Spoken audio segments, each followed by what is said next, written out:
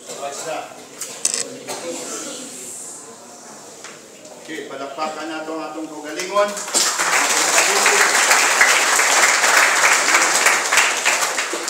Minsan, natuto din kayo para pag-uwi ninyo sa Manila, mayroon kayong nadadala ng mga language. Like magandang umaga, magandang tanghali, magandang gabi.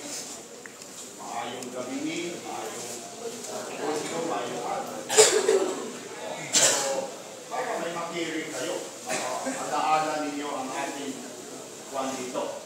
Okay, yung po ang mga ulo tayo'y di-dismiss in a word of prayer.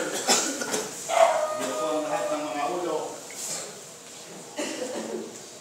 Again, sumunod sa prayer na ito. Hihiling tayo ng patnubay ng Diyos. Mangangalaga niya sa inyong mga katawan. May mga may sakit sa inyo rito. May mga ubo. Ang iba dito siguro mayroon ng mga nakaramdaman na side sa ubo na medyo mabigat na. Naniniwala ako na handa ang Diyos na magpala at bigyan tayo ng tinatawag na healing once we believe in God. Habang nakayo po ang ulo, itaas ang kanang kamay, lift up your right hand, and we will pray. Okay? Yung po ang ulo, lift up your right hand, we will pray. Our Heavenly Father, we come to Thee by faith, in the name of Jesus.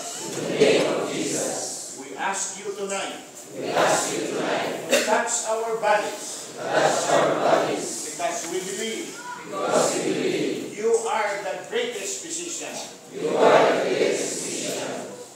Dear God, protect us every day as we go through our training. Strengthen each one of us. Bless us mentally, physically, and spiritually. Supply our needs financially, so we can cope up the many expenses during our training. Give us your grace and mercy, so we can tackle the responsibilities that was given to us, our officers. Give us endurance to finish our course.